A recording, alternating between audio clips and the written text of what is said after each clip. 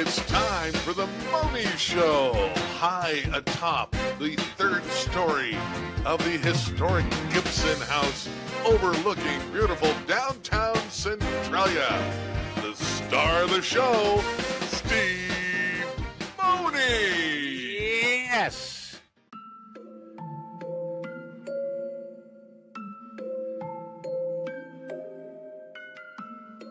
Welcome to our Halloween edition of the Mohney Show. Paul Walker's with me this week. Apparently the 25th Halloween edition of the Mohney Show. This is the final edition of the Halloween edition. Oh, yeah, Halloween 2.0. Halloween 2.5.0. Well, Brittany was here last week, and we talked to her last week. We talked a lot about Halloween. Yes. And we're going to talk more about Halloween because it is Halloween week finally. It is. You know what? And I'm so glad we started doing this. You know what? We say it every year. Is it coming along earlier? You know what, Paul? It was like we were talking about this when we were at the Electric Light Orchestra. I know. On August 30th. Exactly. I'm still exhausted talking about it. Yeah, exactly. How do you like how do you like my skeleton I got there? Yeah. What do you think about that? You went back to the storeroom, I see. No, I didn't. I went to the dollar store and bought that. That's a brand new skeleton. I think we have your stuff stored away here somewhere. Well, I think maybe you do. Darn it anyway. Anyway, welcome to the show, Paul. You've been busy. You'll never see again. I know. Okay, so before we get started, folks, we're going to talk, obviously, about Halloween for the umpteenth time. Yes. And, oh, man, you know what? Bryson's got his butt hanging out over there. Well, hey, there's a perfect costume. Exactly. Changing baby. Hey, Brittany, how long does it take you to change that diaper? About 30 seconds. 30 seconds, okay. Hey, you never mentioned my costume.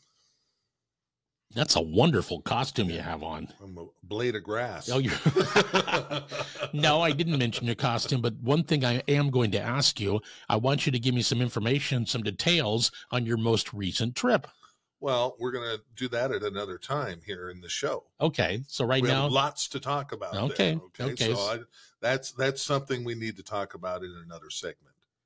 That's fine. Because I'm going to take up the whole segment. Good.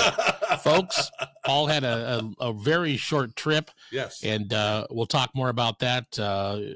Next segment, maybe? Should we just start this thing over? Why? I don't know. Anyway. You know what, Steve? Yeah. If people don't know about if we had to start over every time we messed up, we'd still be on episode 2. I know we're on 53, Exactly. I believe it. Okay, we've been talking about this over on Mohney FM, but this is a big deal. It's the award-winning Coda. Exactly. Spectacular haunted house, and it's open this week. So it was open, last week and last weekend, and then folks are like, well, is it still open? Today's Tuesday, so it's open tonight from 6 to 10, Wednesday 6 to 10, and then Thursday, Halloween, 6 to 10, and that's out in Bucota. I have talked about this so many times. I've memorized it. Tickets are, Yeah, well, go ahead.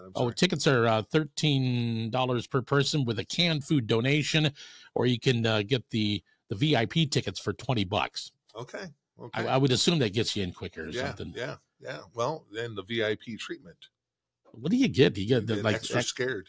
Oh, you get extra scared. I think so. So it's not like a hamburger and free parking or something? I don't know. Okay. I don't know. But I think a lot of these mazes and activities, some are going on through the weekend. So I'm glad if you're still interested, make sure you look ahead and if you can't do it on a Thursday or during the week, there's still some activities that are going to go through the weekend. And I'm glad you said that because Hunting's Pumpkin and Haunted Forest corn maze, excuse me.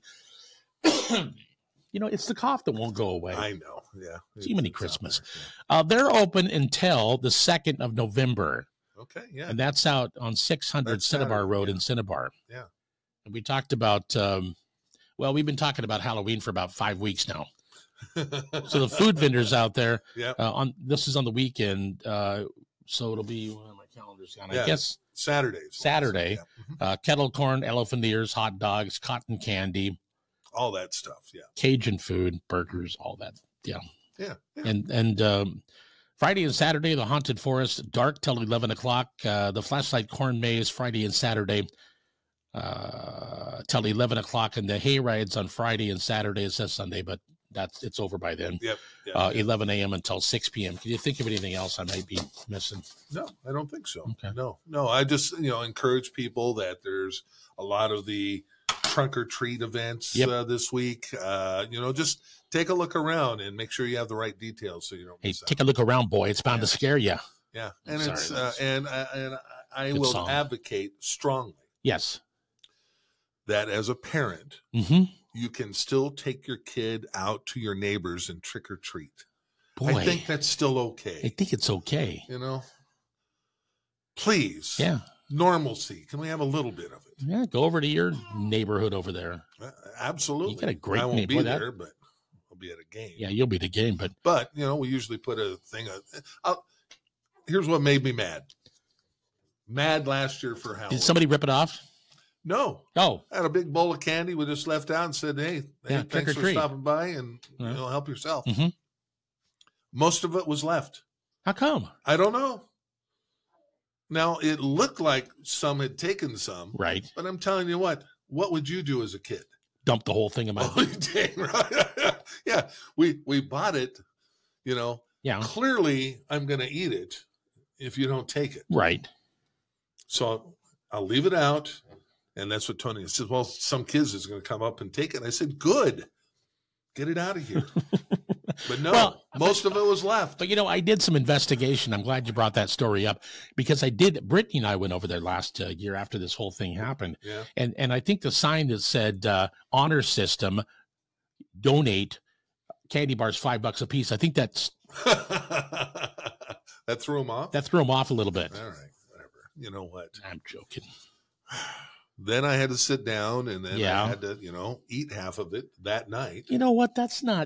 You don't have to do that. Oh, it's the rules. Oh, it is the rules. It's Halloween rules. We've got that. What was your favorite, as a kid? Mayberry, right? No, over on Mayberry. Yeah.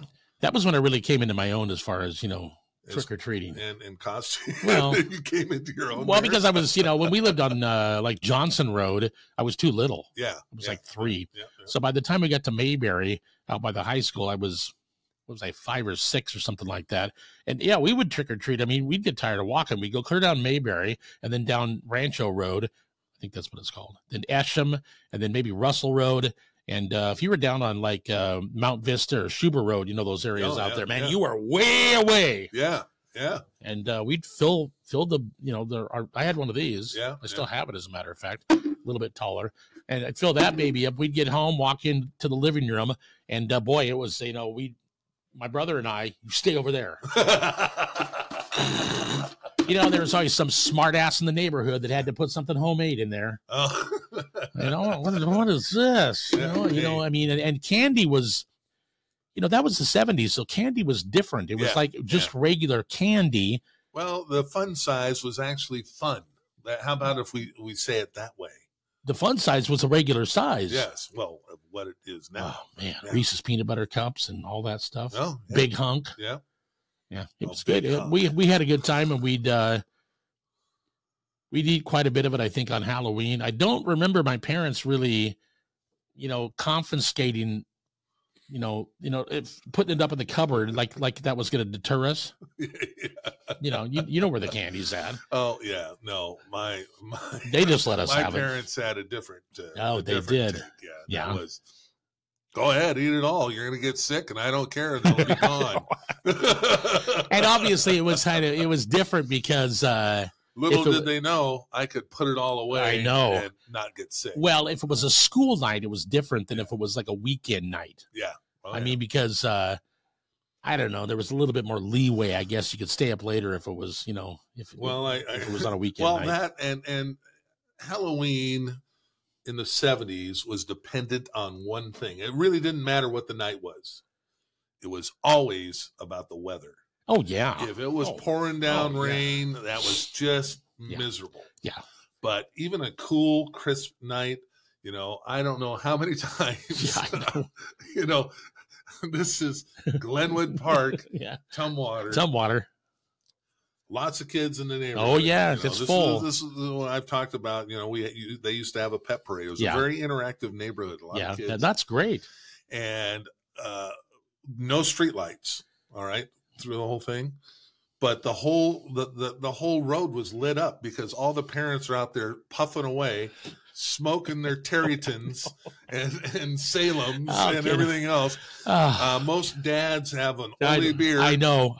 My mom would have a pussycat cocktail with her, and they'd go around, and that's how we trick or treated. Man, I tell you what, the more we talk about the 70s and the more that, that I see stuff on Facebook and just generally all over the place, the more I miss the 70s. Exactly. Man, it was really something. I mean, I guess when you lived through it, you were like, oh, that's pretty normal. But, the constraints nowadays. And then, there was always that neighbor. Yeah. Oh, yeah. Well, there was two neighbors. This is the 70s. So that one, which would have been. Who was that?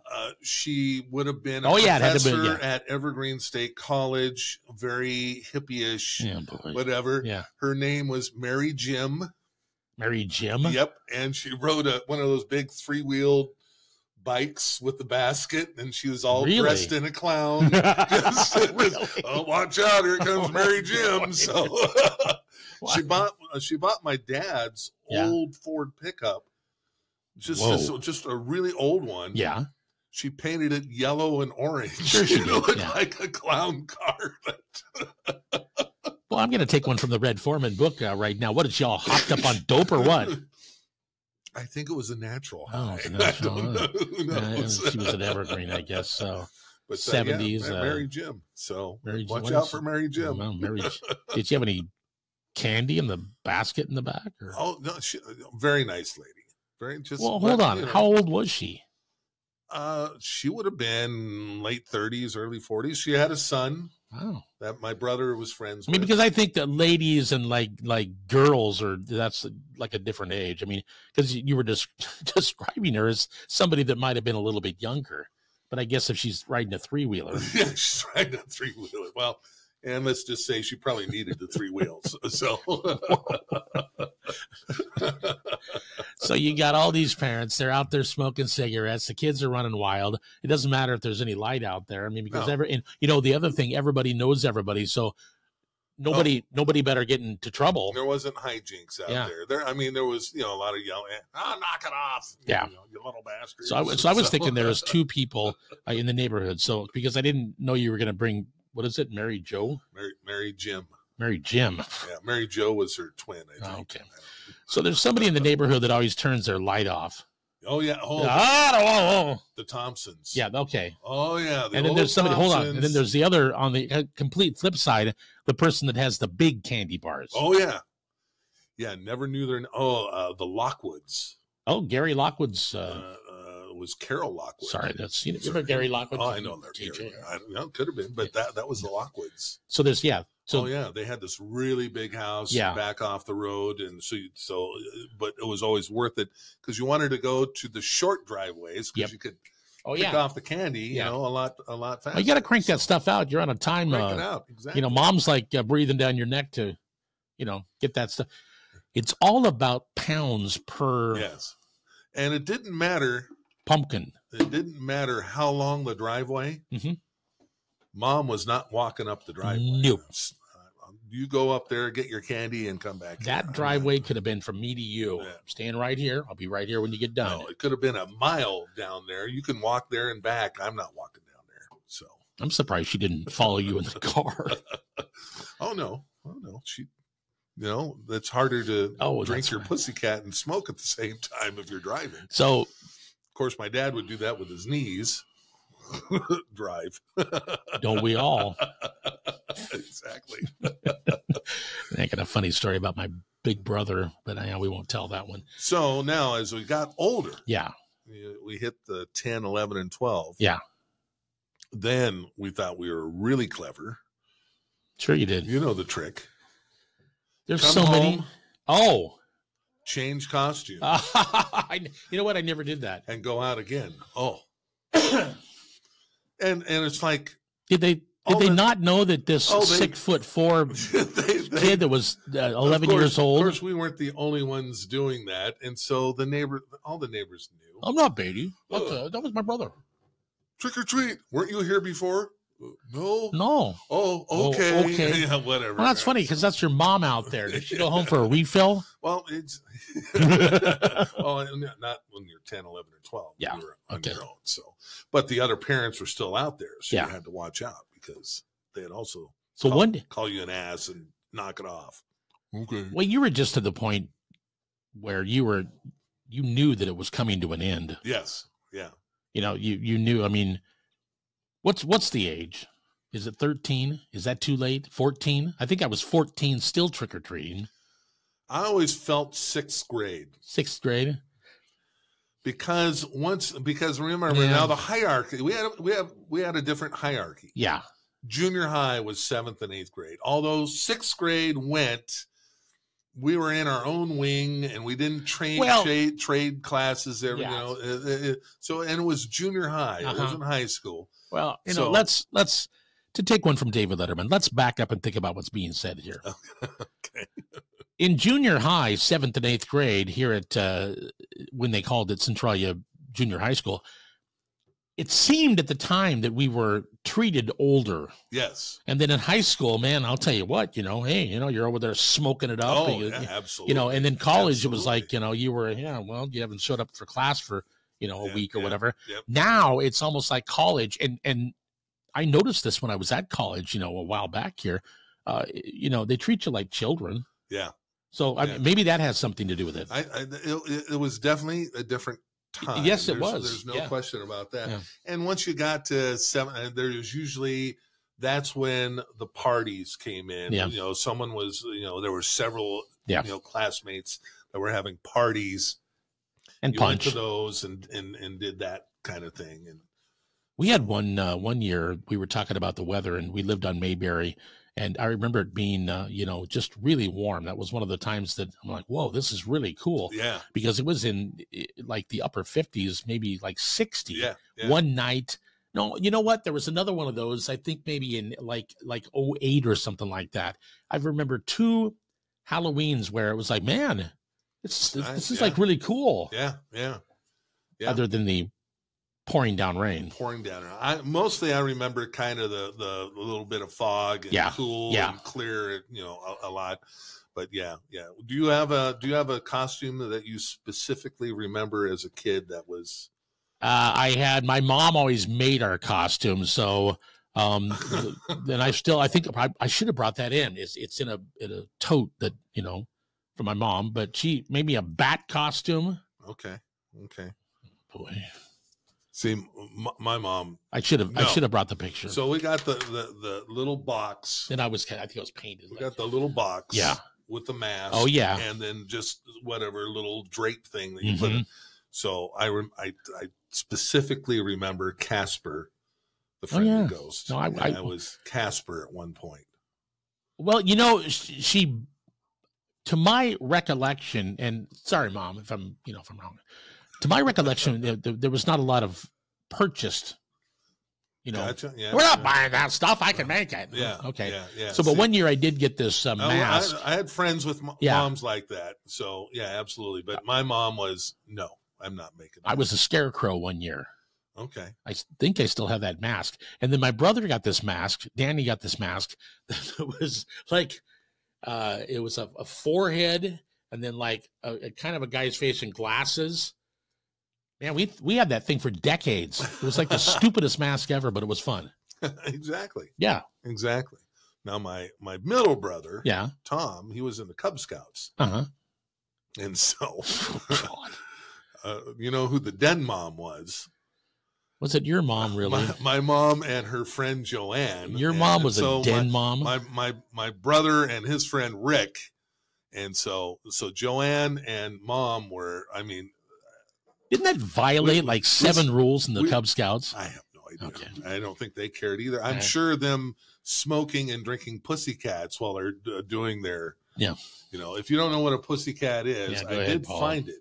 I know you did, didn't you? It's an old mix. It's a bourbon mix. Well, you gave it to your brother for Christmas, right? I found an unopened box of it from 1969. So it was $9. Pretty good deal. That's not bad. What do you? So he has it on a shelf in his bar. Is that vodka that you? No, bourbon. Oh, bourbon. That's thing. right. So some kind of powdered mix. Yeah. Ice and bourbon in a blender, and it's time to whip up another batch of Pussycats. And the old glass blender. Oh yeah. God, that thing was so freaking loud. Yep. And so for Halloween, they made the paper mache big bulb things or whatever. And my brother's got this thing on his head. Yes, and he was a hobo, and he's going up and down the neighborhood. Paper mache. He can't see.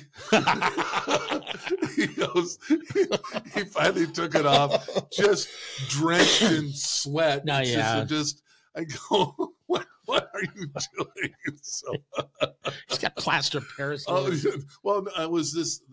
They made these masks. Okay, so it was paper mache over a big ball or something. I don't know. Respect him for balloon or something. Creativity. The balloon and. It was awful. Anyway, I got pictures of it, so I bring those out for him every now and then. Sounds like the time Ross put the turkey on his head. Exactly. That was Joey.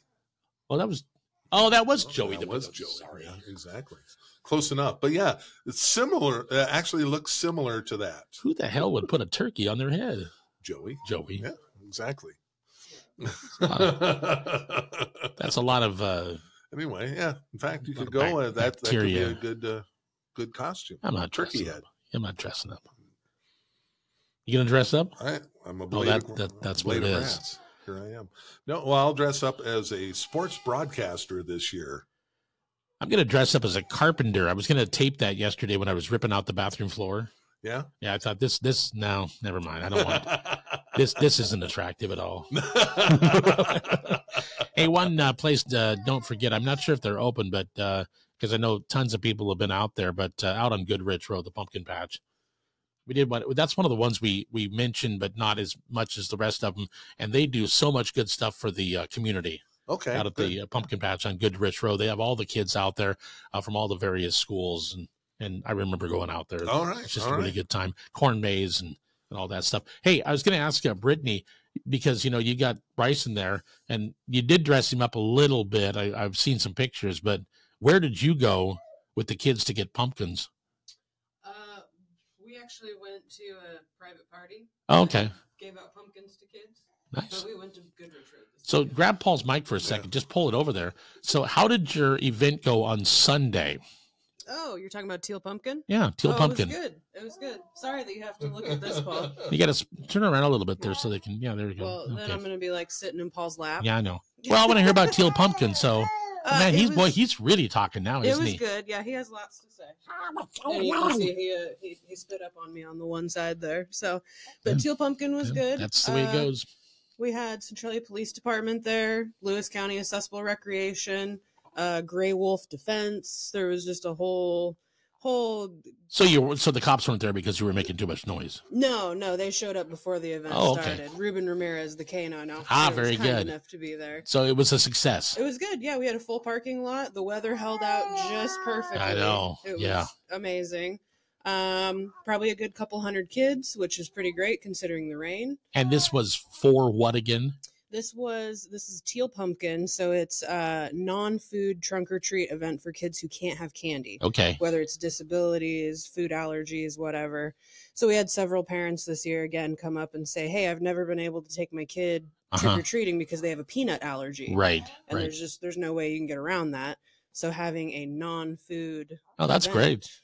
Makes it happen. Good job. So thanks. Another event that she's involved in. Yeah. So let's see here. Oh yeah. So we've got the Veterans Memorial Museum. We're going to finish these up and take a break. All right. So the Veterans Memorial Museum, they're having their big trunks with treats, and that's on October 30th. So Wednesday, the 30th, and that's handy because there's another one the next night. It starts at 6:00. Lots of candy, lots of vehicles, trunk or treat. They're all decorated up, and it's just a great time. And then you can go inside. It's the Haunted Gallery. All right. Yeah. That's at the Vets Museum. Starts at 6 o'clock on Wednesday. John L. Scott does their thing again on Thursday. That's in the parking lot right there at 900 West Main Street. Great. That's near your house. Yeah, you could swing over if you wanted. I'll be busy. Oh, you should go over there and ask him for a giant candy bar. All right. I've got like 3 bowls of it at home right now. Why do you have so much candy? Did you know what you did? In August, you went to the store. We better buy this for Halloween. August. Okay. All right, September. All right. Yeah, we'll go with August. Well, you overbought. Yeah. October 15th. That's when you bought? No, you didn't. Not too long ago. Okay. And there's no By candy. the way, the good candy out of those bags, yeah, pretty much gone. So you're getting Tootsie Rolls and Abba Zaba. And by the way, folks, the reason we don't have the candy lineup this year is because I decided that we weren't going to have it because I don't want to look at it and I don't want to smell it. I'm on a diet. Okay. I don't want it around me. All right. That and I ate it. So that's true too.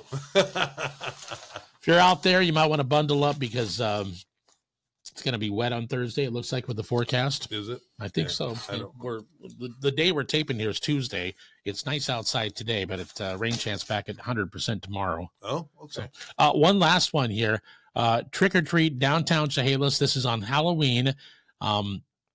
Local shops passing out candy along with the Chehalis police and fire departments. They'll have their spooktacular setup next to the Chehalis Theater, and that runs from 3 until 5:30. Okay. Whew. Wow. Can we go on to Christmas now? Thanksgiving's first. We need to talk about that. That's right. Yes. Okay. That's for us. Yeah. That's an adult holiday. What, getting out of bed in the middle of the night to put a turkey in the oven? Well, that's how you do it. I'll tell you what. I aim to change things in my house. You know what I'm doing? Yeah. I'll tell you what. I'm driving down to the IGA out there in Winlock, and I'm getting 3 of their chicken things. There you go. There, fried chicken. There, it's on the counter. Have at it. Going back to bed. Anyway, more about Paul's vacation. Yeah, I guess it was a vacation. It was very 20-hour trip. I know. So. If it's okay with you, we'll talk about that next. Is that fine? Yeah, okay. Absolutely. All right. Okay. That's next here on The Mohney Show. At Tyler Rental, quality equipment and helpful counter pros save you costly delays.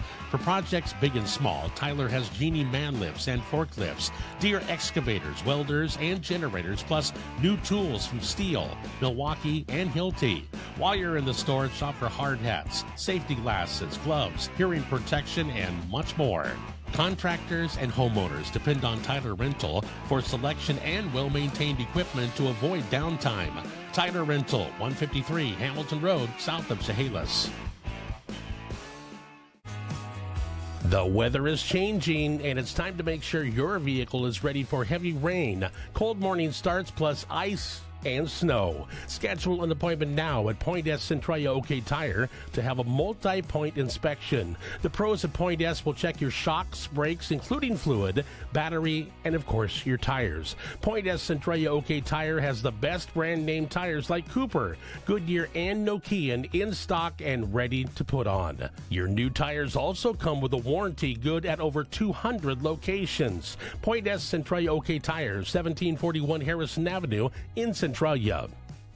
We are back with the Mohney Show, and we covered all the Halloween stuff, and we're on to a really brief mini. I don't even think it was a 24-hour vacation, was it? It was close. Yeah. Close to 24 hours. Man, it was there and back. It was Paul's birthday present. Yeah, to myself. To yourself, and explain what happened, because man, I'm jealous. For those who are music aficionados, the Electric Light Orchestra, we talked a lot about. Yes, we did. As we went on August 30th. Oh, boy. In Portland. What a show. It was a great show. It was such a good show. Unbelievable show. That knowing that this was the last for Jeff Lynne, he's done. He's done. Over and out. Over and out. That's the name of the tour. I go, okay, he's going to be in California. Let me take a look. So I looked at the Kia Forum which was last Friday and Saturday, which was supposed to be his last two shows. Right. They ended up not being, and I'll tell you why in a minute. Yeah. But looked at the seats, and we just and then I go, oh, that's tough. If we go, because Friday night I know we're gonna have a big football game. I gotta do that. And then I noticed on Wednesday they're in Sacramento. Yes. Oh. Yes. So I go, let me take a look at Sacramento. And it's at the Golden One Arena. That's where the Kings play, the NBA team. Nice place. And I looked, and a lot better seats available. Good. And actually a little bit cheaper as well. So looked into that, looked into the flight. It's an hour and 15 minutes. I mean. Yeah, did you get your peanuts or? No, I passed. I mean, I just got on, and then we're about ready to land. But we can. Yeah. And so I took a look at that. Got a hotel room at the Holiday Inn. It's right there. And I got to tell you, first of all, we were blown away by the setup. Just the whole thing. We're going back to Sacramento. That's what I hear. Show comes around, and we'd like to stay a little bit longer. It is a great place to see a show if you're an NBA fan and want to go down and see your favorite team against the Kings. I would say that's the place to go. We flew in, no issues. Sacramento Airport. It's about a 15-minute Uber drive to our hotel, and then literally it's a 3-minute walk from the hotel right to the front gate. Nice. Of the Golden One Center. Now, what's this Golden One Center? Is it the Lumen Field of Sacramento? I mean, does it have a lot of different? Is it just the the event? The venue or whatever? Is there restaurants or what? Oh, well, no, that's just the venue. Okay, it's right there. But now, it's in what's called the Downtown Commons. They call it DOCO. DOCO. Yeah, DOCO, Downtown Commons. All right. Or DUCO. I don't know what it is. DOCO was all over everywhere. So there you go. So right around it is a big mall. And so there's a Macy's. There's the hotel. There's a massive, 3 stories, massive Macy's store. And then there's restaurants. You walk through the mall, and it's an outdoor mall. And then there's a second floor as well. There's movie theaters up there. Holy moly. And a bunch of bars, restaurant bars. They have Tom's Watch Bar. It's literally 50 feet from the entrance to the arena. All this outdoor seating. They have outdoor TVs going on. The second floor is a Mexican place, and they have an outdoor balcony overlooking everything. And then another hotel on the other side there. It just keeps going all the way around. And you don't have to go anywhere. Everything is right there. Right there. It was so fun. And then I-5, I mean, here's our hotel. I-5 is literally right next to us. Okay. So. And if they have a tunnel, it takes you into Old Sacramento on the other side of the freeway. Now, you showed me some pictures. Man, I was totally impressed by that. Yes, it really is Old Sacramento. It's right up next to the river. I think I knew about this when I was like maybe a kid or something. Yeah. But I completely forgot about it. So we walk through there, and it's a great tourist. It's old buildings. They have wooden planked sidewalks. Cobblestone roads, all that, but there's a lot of eateries and got 2 or 3 big candy stores. We walked into one, just barrels of saltwater taffy. How did you do there? Huh? We didn't buy anything. Oh, you didn't buy? We didn't. We were, where were we going to put it? You know? So we're, so we just, it's a place that we'd want to go back. Also, Comedy Club is right downtown there as well. And they're Wednesday through Sunday shows every night, $20 to get in. Wow. So that would be fun to go and go back and do. That sounds like, just a super place. Closer to the river, there's a Ferris wheel and a carousel. And then there's a big train museum, which I took some pictures for Brittany. Whoa, the train museum. That's right. And the big engines and stuff like that. And it's just really, really nice. And you could, the next day before we left, we went on a further walk, and then on the other side of the venue, they have a little park and a lot of trees in Sacramento downtown. A lot of trees, Yeah. and so, and there's a little park, and it's an ice skating rink In Sacramento? in Sacramento.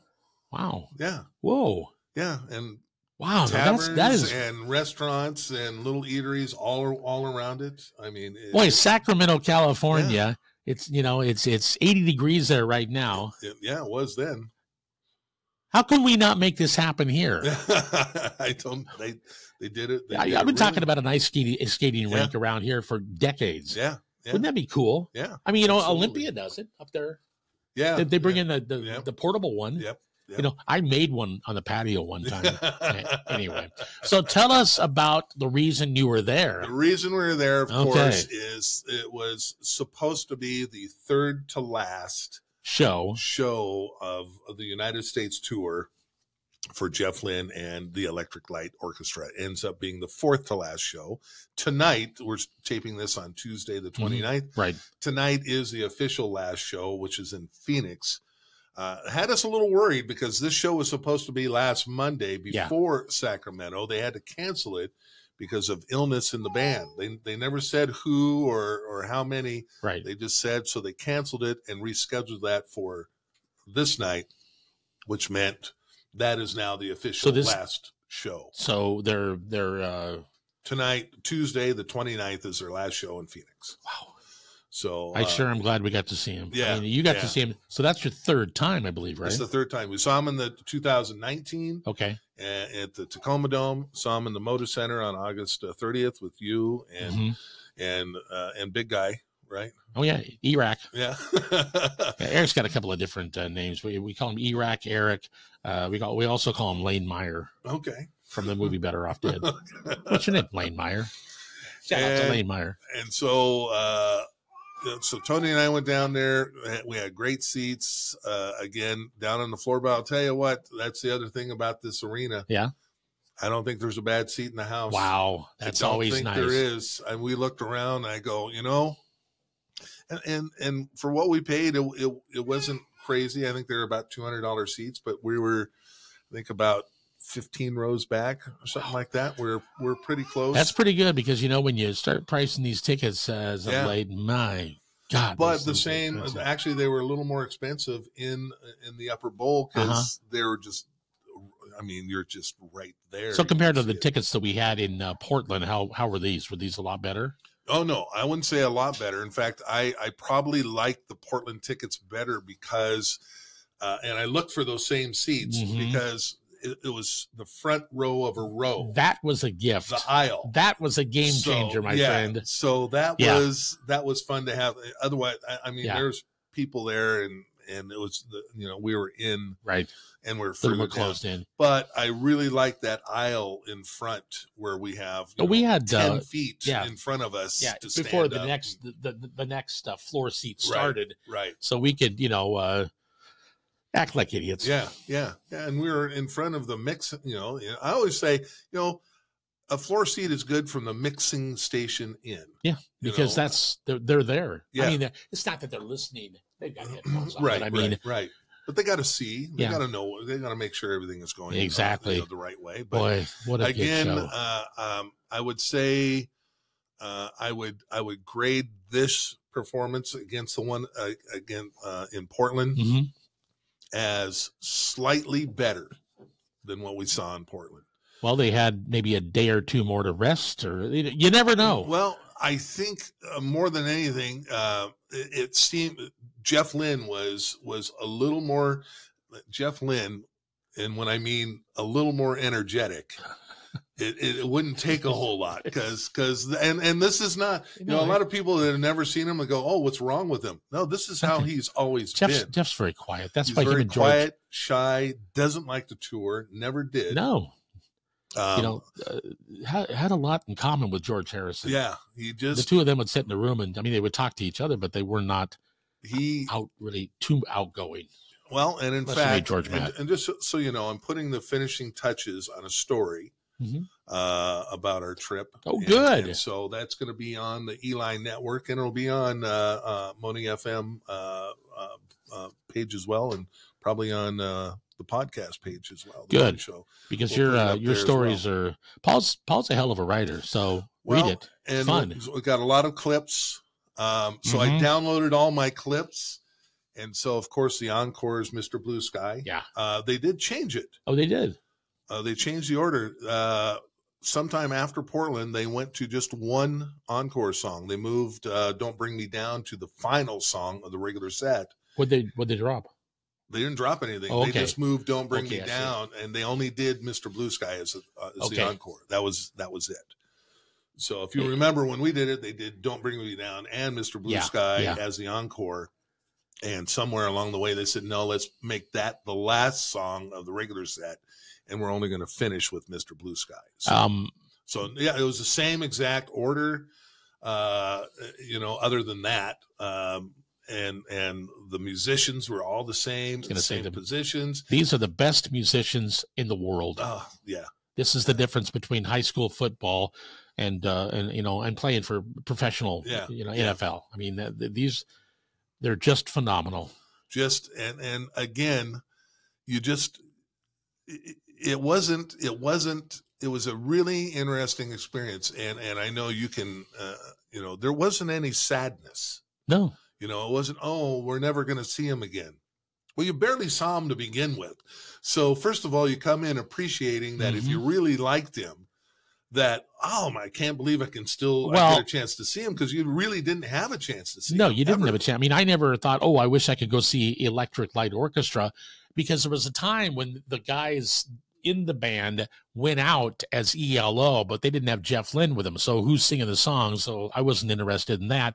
These are all the songs that, I mean, man, I really got into them in like, I think 5th grade, 6th grade, and then through one of my friends, he was super into him, and he's like, man, Jeff Lynne. So I learned about Jeff Lynne. And then Jeff got, of course, involved with the Wilburys and George Harris and Tom Petty, and that's when I really learned about him. But, there was no chance to see him. But to see these and hear these songs on stage in Portland, the ones that had just been all over the radio, and they were perfect. They sounded exactly like it. Yeah. That was something. Yeah, exactly. That was really cool. Now, do you know, because I went back and of course, did some research on Jeff Lynne. All right. Of course, he got criticized heavily when he first came out as just being a Beatles ripoff. Fair enough. And that was, and his response was, thank you. Yes. Because that's what I was trying to do. Yeah. Because he was such a Beatles. He was so into the Beatles. Oh, yeah. And appreciated everything, and just really loved. And that's how he became friends with George Harrison to begin with. Well, the thing of it, he loved that the intricacies of blending, and how they could go from "I Want to Hold Your Hand" to something, far more complex, and weave all this stuff in. And he just had he said, I always wanted to see what it would be like if the Beatles had stayed together, what that next level would have been. He said, I just felt orchestra. It just made sense. Well, there was always a lot of orchestration. I mean, George Martin was that was the key that George Martin played, the Beatles producer. I mean, he was a terrific musician. I mean, schooled in music to get that job with EMI in London, at Abbey Road and Parlophone and all that stuff. So that's the orchestration. There were times when the Beatles would be recording. It would be a Beatles session, but there would be no Beatles there. It would just be George Martin with an entire orchestra, right. Which I'm glad you brought that up. That's the time in 1968 during the White Album when Jeff Lynne's manager called him at the recording studio. They were across town, and that was one of his first bands. And he said, hey, man, if you guys want to go over to Abbey Road and watch the Beatles record for a couple of minutes, I worked it out. Go. And Jeff's like, hell yeah. So he went over there. He said he stayed a half hour and talked to George Harrison and watched George Martin in the main room, the big one, do some of the orchestration for some of the tunes that were on the White Album. He goes, and then I just left. What did he say? He goes, it was a really funny quote. He goes, somebody said, well, how come you didn't stay longer than 30 minutes? He goes, I didn't want to be a dick. I thought that was great. So yeah, and then later on, then George Harrison and him became, very good friends. But Yeah, there you go. Yeah, that, and he had a lot to do with Ringo Starr and Paul McCartney when they went back and brought some of that the Beatles stuff that hadn't all been of released. it. Jeff Lynne produced all of it. He did all of that. He's involved in the anthology series. Yeah. I mean, a trusted person. You can't trust everybody, and that's where Giles Martin, George Martin's son. Giles is the one that put together all that stuff for that Cirque du Soleil production of Love that was in Vegas. I mean, it was there for like 20 years, but he's the one that went back and it was basically the soundtrack that had to be remixed. Right. So you got to get these people like Jeff Lynne and Giles that you trust. Right. We can go on and on, but yeah, no, he's certainly part of the Beatles family. Right. Exactly. Yeah. And so he's just a fascinating man. He is. And in the story that I write, I say I think he's probably the most underrated. Absolutely. And by far maybe the biggest musical genius that this whole era has ever seen, and no one knows who he is. And a lot of people say underrated. How can he be underrated? Look at everything he did. I'll just say this. I said, let me ask you this, Steve, and you probably would know. You'd be one of the few that would know. But when ELO was hot back in the 70s, did anyone know who the lead singer was? No. None of my friends do. No, we don't know. It's ELO. Well, that's all we know. It's ELO. I got to give credit where credit is due, because by the time I hit high school, I met a guy named Jeff Broughton, and he was a super huge ELO fan. And he's the one that first hit me to, yes, Jeff Lynne, man. I was like, huh? Jeff Lynne, and that was probably, I don't know, 81 or something like that. So, I didn't know in the 70s. I mean, I didn't hardly know any lead singers of the band. I just knew the band. I liked their music, and and so they're not out there in front like Jagger, or a David Bowie, right? Or who's out there, and who it is because like lead singers. Sometimes they'd graduate to where it's it's like Mick Jagger and the Rolling Stones. That always pissed Keith off. But, So I know what you mean, and I would totally agree that he is underrated. And then you go to the Xanadu Project. Oh, wow! I wrote all of that, and the movie. That's so bad because I always felt bad for Olivia Newton-John. She goes from Grease at the, really at the height of her career, and on paper it looks good. Yeah, and we got Olivia Newton-John. We've got a super soundtrack. Electric Light Orchestra is going to be singing. Gene Kelly. Yeah, and there's Olivia Newton-John and ELO together. I mean, it all looked good on paper, but I saw the movie at the Fox Theater. Man, you know who has the rights to that movie now? Yeah, you told me. Who is it? It's Lance Bass. Yeah, of NSYNC, and he wants to redo it. He goes, it's going to be on Broadway or something like that. He goes, he wants to redo the movie. Okay, and he goes, the movie needs to be redone. He said, and so Tony listens to his podcast. Well, you can't hurt it. And he goes, but I'll tell you what, you know what doesn't need to be redone? Oh, the soundtrack. The music. He says, the music doesn't need to be touched at all. So even, a guy like that who's coming from music and likes, he says, this is gold waiting to happen here. Yeah.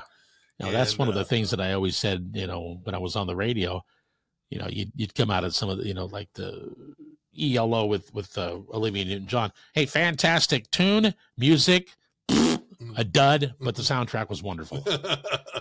And it sold well. Yeah. Oh, absolutely. I mean, and then of course, that's when, he kind of took a break, and then you get into the Traveling Wilburys. He didn't do any, I didn't do any of the Wilburys in this tour. No, it's interesting because and to me it reminded me, because we did see Elton John on his last, and he didn't do any Disney stuff except for one with the Dua Lipa thing that was kind of separate. It was all Yellow Brick Road and that early stuff. That's what he did. And so I think these entertainers that are doing these finales, they want to go back to where they started. Yeah. This is where it all started. This is what and that's what they really want to be known for too. You know, I think as much as Elton John is known for all those Disney songs and things like that, I think he wants to be known for Crocodile Rock and you know. Well, yeah, Tiny Dancer. He did say that he quote, "I hate Crocodile Rock. I never want to sing it again, but I guess I have to." Yeah, well, I mean, I'm not trying to, but it's like, guess what? Because in the finale, he did because he knows everyone wants it. Well, that, and he also knows but it's a good song. That's what made him. Jiminy Christmas. You know? I mean, Benny and the Jets and, Tiny Dancer. We go to Mr. Fowl of Jack and Diane, John. Hey, sorry we like your music. Johnny Mellencamp. I hate this song, but I got to sing it. So, but he understands. They know. I know, but you know what? Let's, from our perspective, or what we do for a living. You know, I've been doing this for a long time, and I can't tell you there's any songs that I really hate. Yeah. When I listen to them for the thousands, and I mean, I mean, I've heard them, and they're still enjoyable. Yep. So I mean, I guess that's just where I'm coming from. But I just saw today that it was a couple of weeks ago they announced that this was not the final show for Jeff Lynne. It's over in the final show is in Hyde Park and that'll be in July. Good. But I also saw today it looks like he's going to do a couple other shows in England and stuff. So that doesn't surprise me. But I take him at his word. I don't think he's coming back. No. I don't think he's going to show up in Vegas. No. You know, with one of those residency things. I would be surprised. Reading about him, and there's a great quote. He did an interview, I think in 2015 with Rolling Stone, and I took a paragraph out of that. Of course, attributed it, right, and the link to that, which is a great story. Yeah. But he said, I never got into being the rock and roll thing. He goes, I'd rather just go sit at the pub. Yeah. That's where he wants to go, you know, and or in the studio. Yeah. Yeah. He goes, 14 hours in the studio was my wonderland. That's what made me happy. He's, he really, in a lot of respects too, ahead of his time as a producer. Oh yeah. Because, he was doing, George Harrison liked to do stuff live. He goes, mistakes are a part of rock and roll. And then he, started doing stuff with Cloud 9 in 1987. That Cloud 9 album with Got My Mind Set on You was produced by Jeff Lynne. And Jeff would, do everything separate. I mean, everybody did everything separate, and then the mix would come in. And I think that was kind of different for George Harrison. But, he's a genius in the studio. Yeah, that and a genius songwriter. Oh, yeah. I mean, I didn't know how much he wrote for Tom Petty. Yeah. A lot. Oh, that's all. Yeah. Yeah. A couple of albums. Pretty much Full Moon Fever, all that Jeff Lynne stuff. If you get a chance, one thing to watch, I'm sure it's on YouTube, but the making of the Traveling Wilburys album. Have you seen that before? I have not. Yeah. Somebody had the bright idea, and thank God they did. I don't know if it was Tom or if it was maybe George Harrison. Somebody filmed these guys coming to Bob Dylan's house in Southern California. I mean, Tom pulls up in his Corvette. Roy Orbison pulls up on his motorcycle, big old Harley dressed up, and he's like showing it to the guys before they recorded or wrote these songs. Bob Dylan shows up in this extended pile of shit Dodge van that it looked like he got it over at I-5 auto wrecking or whatever, grass or, I'm not joking. It's got like hubcaps on it and it's white, it's all dented up. Here comes Bob Dylan. Rolls in next to Tom Petty's, Corvette. That was the funniest thing. Anyway, I don't remember what it's called. It's just the Wilburys. Yeah. And it came, as a DVD if you got the deluxe Traveling Wilburys. Okay. First album. Yeah. So take a look at it. You think it might be out there on YouTube now? I think it's probably on YouTube. If it's not, I've got it. Maybe I'll try and get it out there. Yeah.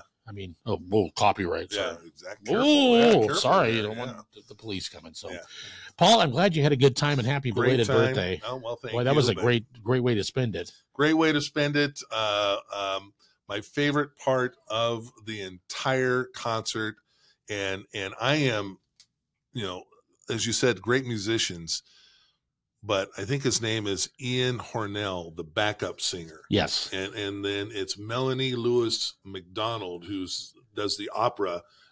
Fantastic. Unbelievable. Both of them so good. And again, there were times where Jeff needed some help. Yes. And they came right over the top of that. But my favorite is the ding ding ding in Mr. Blue Sky is tell them what it was. Is a fire extinguisher. Yeah. That he's banging on, and that's how, and I went back, and if you pull up on Wikipedia, Mr. Blue Sky, that was in the original recording. They were trying to figure out that noise. They wanted a cowbell-like sound, but they didn't want a cowbell. Yeah. And there was a fire extinguisher in the studio, and they clanged on it. That's it. Well, in Portland, I was standing right next to you, and you were pointing. Of course, I'm deaf. Yeah. And I'm like, what? Oh, he's got a fire. What the hell is he doing with that? He's got a fire. Ding, ding, ding, ding. Yeah. And that's an instrument. Yeah, that's... on the fire extinguisher is Ian Hornell. By the way, I don't know if you know this, is also touring with another well-known band from the 70s, 10cc. Oh, really? Yes. Oh, wow. Sings for them as well. It's always nice when you go to a concert and you feel like you get your money's worth. Yeah. Oh, yeah. And that was certainly, and again, certainly the case. I think everyone knew that this is it, and he's not coming back. But again, everyone was leaving with a smile. It was. I was thrilled. It was just. I walked out of there and I was just beaming. It didn't hurt that it was it was 77 degrees in Portland that night. But I was just blown away by the amount of hits. I knew, I know all the hits, obviously, but to get to see Jeff Lynne and the band do Sweet Talking Woman. Yeah. Yeah. Whoa. Yep. That's the only one I did in Sacramento that I have the full recording on, and that'll be in my story. Good. Okay. Well, we'll check that out. By the way. Yeah. I did a good portion of, I might have done the entire Mr. Blue Sky, but whatever it is, I've already downloaded those onto the Eli, YouTube page. And that particular one has already been viewed nearly 4,000 times. Wow. I'm going, no one even knows I put this out. Nice job, Walker. No, I just put it up. I only put it up there so I can put it into a story. I don't know how I didn't publicize it, or I don't know how it got out there. Yeah, that's good work. So that's good. That's strong work, Walker. Yeah. Yeah. Thank you for sharing that with us. Yeah. Yeah. It's great. And as Dave Pavlovich said, envious. Yeah, I'm not sure who my next one's going to be. Well, there's a lot of good ones coming up. There is, but it's that that was moderately priced. Yeah. You get into some of this stuff like the Stones, and it's like, okay, well, have fun. Yeah. Yeah. You know what? Can't do it, and that's fine. Yeah. But there's a lot of other good music out there that I'm seeing some really decent pricing for. Just, country folks. We went and saw Tim McGraw last March. We're in the 24th row. Is again, they're $200 tickets, but 10 rows in front of us, they're $800 tickets. Yeah, and I don't see the difference. So you can if you get in, and it depends on who the artist is, and whether someone has swooped in and bought them up for now that's secondary sales and all that. The way it's a sad state of affairs. But there's a lot of good concerts and a good chance to see them at a good price. So. And my favorite thing about going to a concert, a show, or whatever, is that $17 beer. I can get I don't know any cups are. I can get a 5-ounce cup of beer for $18. No, I'm just joking. Yeah, that's part. But you know what? If you don't want it, don't drink it. You saw my poster. Yeah, $50. Was that 50? Yeah. Beautiful poster. Beautiful poster. Tony got a shirt. Yeah. $50. You know what? You'll have that. Paul got the poster, the ELO poster, with all the tour. Yeah. Yep. And you'll have it forever. Yep. That's the $50 well spent. That's what we wanted. Absolutely. So. Thanks. We have to talk about some sports stuff. I'm going to sneak this video in. That's going to be kind of funny because I don't think she took me seriously, my granddaughter. All right. And we'll do that. So stay put. Yeah, we're a little long today, aren't we? Yeah, we'll get going here. It's after this on the Mohney Show.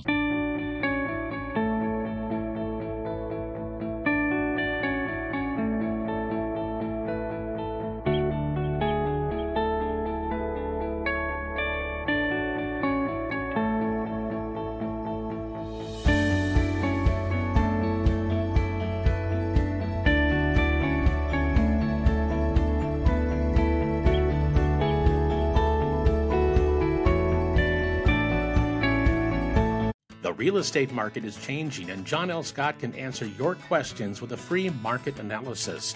If you're a homeowner, it's really important to get a current market analysis. It only takes a few minutes of your time and contains valuable information about your biggest investment. This might be the year to make a move and take advantage of this market. For your free market analysis, see Laura Lee today at John L. Scott, 900 West Main in Centralia.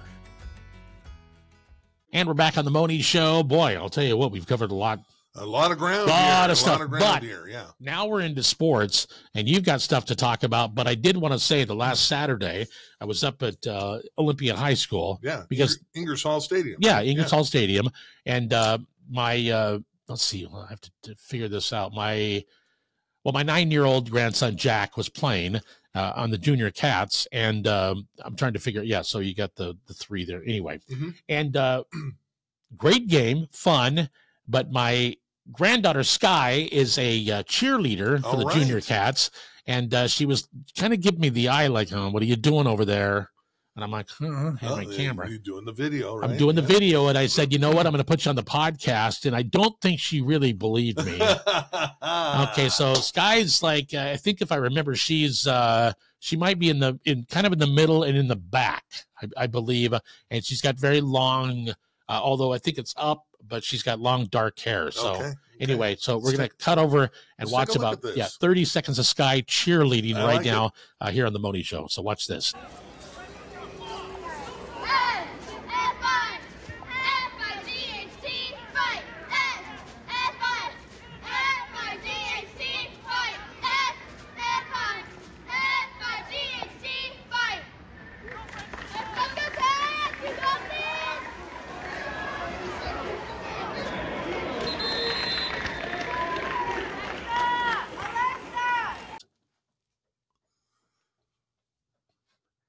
Well, that ought to make her plenty mad. You should have a fun night tonight. Told you I was going to do it. Oh, Papa. Anyway, you've got a bunch of stuff. Man, things are heating up, aren't they? It is. We're starting to wrap up the fall sports, and I'll just say this: we've got some new formats for state football. It's different than it's been the last couple of years, or forever. They've never done this. They're going to what's called a round of 32, which means instead of the old traditional crossovers where Chehalis would play someone from the Greater St. Helens League, and the winner gets to move on to the state tournament. Mm-hmm. Now they take the top 32 teams of 2A, they seed them, and 1 versus 32, 2 versus 31, all the way down, and it's a winner to the state tournament. A loser is out. So that takes the place of that. And then they'll do that seeding process again for the opening round of football, 1 through 16. At the same time, we've got district tournaments for girls soccer. Volleyball as well is coming up. State cross country is coming up. State girls swimming is coming up in the next couple of weeks. Man. So we're about to get real busy here, yes. And it's just on the precipice of all that. So the best thing I can say, Steve, is go to EliSportsNetwork.com. Yeah. And we've got stories up, And we've got, of course, our broadcast schedule up as well, where you can find that we're busy. Gonna be. If you want more, you can go to the WIA.com and click on, fans, and there's a big drop down. You can go right to your sport. It's got brackets. You can find a lot of information on there if you're seeking some information specifically about a specific sport. So let me ask you this: like in the next 7 days or so, how many games over on Eli Sports will you guys cover? I don't know. Okay, because it's not finalized yet. Some are for instance, today there's a 3-way playoff in the South Puget Sound League 4A. To determine who's going to play on Friday night and where. I have to say this. You guys keep track of a lot of stuff. I mean, I'm very impressed. Yeah. I mean, it's more than this little. Oh, by the way, and I want to get, we have a lot to keep track of, and sometimes we forget. Yeah. So last Friday, Tony and I go up to do the Sumner Emerald Ridge game. And that is for the South Puget Sound the North Championship. Okay. And we get set up and we go to plug in our internet and we brought the wrong computer. This one is not recognized, and we didn't bring a hotspot.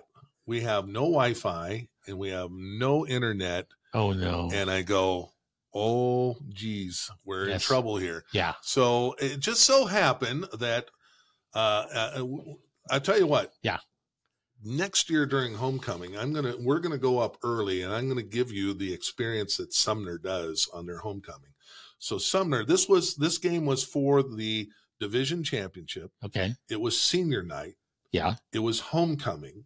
Wow, senior night and homecoming. Okay. On the same one. Now Sumner at like 3:00 in the afternoon, they do a parade through downtown Sumner all the way. So they got that going on. Yeah.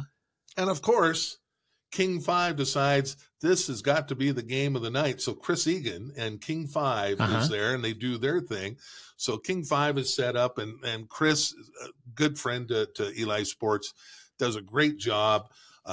Interacts. So he's got all the band and the kids. He's got kids dressed up like sportscasters. Nice. And they're doing a pregame thing, and he's there for the entire game. He's there until after 11 o'clock at night because he does a live bit after 11 o'clock for the 11 o'clock news. And so he gets done with that, and I go, Chris, I know it's a long shot. You guys don't happen to have a hot spot? He goes, go over and see my man Milt there, and he goes, if we have anything, he'll take care of you. I go over, Milt, Chris told me, he goes, gives me a password. We sign on and we're on. So the whole night, the whole broadcast brought to you by King 5 Sports. Yeah. And Chris and Milt. So wow, lucky. And that is so cool. Yeah. Good guys. I mean, that's nice. Yeah.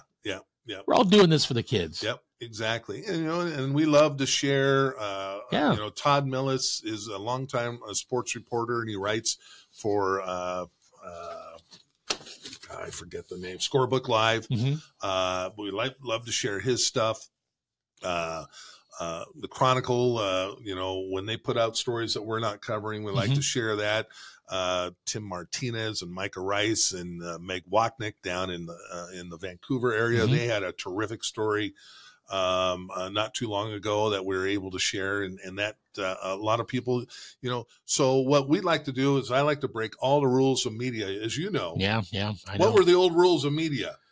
Pretend we're the only media outlet in the world. Yeah. Don't think that anyone else is doing it.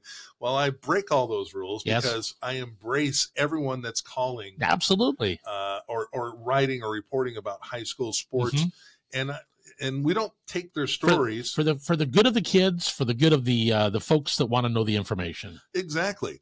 And it's we don't take their stories. So if you go on one of these, and I'm going to tell folks, sometimes you're going to come up with a story and it's one line long. We'll say, Micah Rice from the Columbian down in Vancouver has this great story on Coach whatever. This is his final season. Check it out here. Click. Yep. Takes you to their website and to their story. and they love it. You know, in fact, we just did that. The Skyview coach is retiring down there after 25 years. And it was a great story. I think Meg Wachnick wrote it. And so we give her the credit and send people down there. And I looked, I think it's been viewed 300 or 400 times. So that's probably 300 or 400 views that they would never get because they didn't, you know, people outside the area didn't know about it. Yeah. So no, I think it's really important. I mean, that's what we do. I don't know. It's important with a lot of different things. You know, we all have our careers. We all have, you know, the stuff that's near and dear to us. And then there's no one place in town. Right. You know, everybody does a lot of stuff around this area, you know, and I'm not going to get specific. I think the folks that know me know what I'm talking about. It's like, there's just not one horse in town. Right. Good job for you. Right. It's fun. It is fun. So and you guys do a terrific job. I mean, busy I'm just time. in awe. So I'm more on the podcast side and now with Mohney FM. Yeah, the radio side. So and, we're back on the air and we're close to having our reveal, really launching this, and we've got some things that station manager Commander Dave has been working on. Yep. And I'll tell you what, and Steve, you've said it many times. It's a great sounding radio station already. We've only been doing it for you guys. A couple of weeks. You guys have only been doing it for about a month, really, and it sounds great. And there's more to come. And thankfully, Dave is here because thankfully, if it was up to you and I,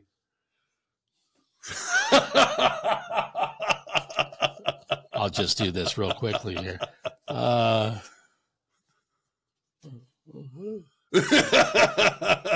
do we do this? A computer? I don't know what that is. So yeah, I've got my IBM here. I can talk. Yeah. Exactly. I'll tell you a story about the music. Right. Yeah, exactly. Oh, by the way, I didn't want to push this too. So last week on Sunday, 10 a.m. was my very first Steve Mohney's Magical Mystery Tour Beatles show. Yeah. I had so much fun doing that. I just rattled off about a whole bunch of stuff, but it's a great time. Again, this coming Sunday and each Sunday, 10 a.m. And that's at mohneyfm.com. That's where you can find that. Right. And it's all about the Beatles, all about the four Beatles as well, John, Paul, George, Ringo. And Dave and I put that thing together and get it on the air. He also has Totally Awesome 80s at 8. Yeah. And that's Monday through Friday. So there's plenty of stuff going on. And like Paul says. I'll just say there's more stuff coming on. Yes. So especially like with the specialized programs.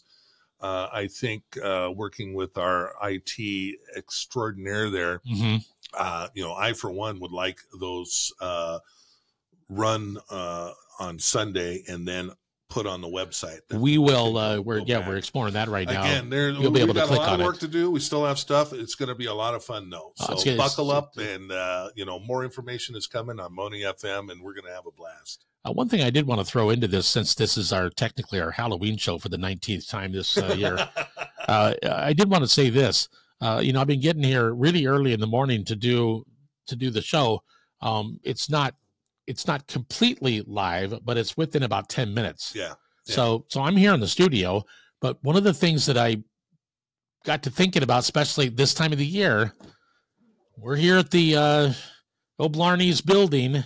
There's no hijinks here, is there? Do I need to worry about somebody, a ghost? I mean, I think you'll scare them off. Okay. Yeah. Because I heard somebody told me that down in the basement here, there's some ghouls. Well, you don't have to go down there.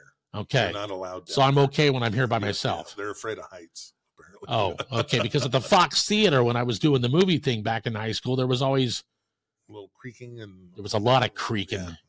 Yeah, it was no good. Anyway, Paul, boy, it's been a Absolutely. long-winded show. Yep. Let's do it. I'm exhausted. Thanks for being here. We'll see you next week. And I promise you, I'm going to give you one promise about next week's show. It will not be about Halloween. Thank you. We are back next week with the Mohney Show. Thanks for being here. Ta-da! Ta-da! Okay, no, right. How long This is was Casey that? Kasem with America's Top.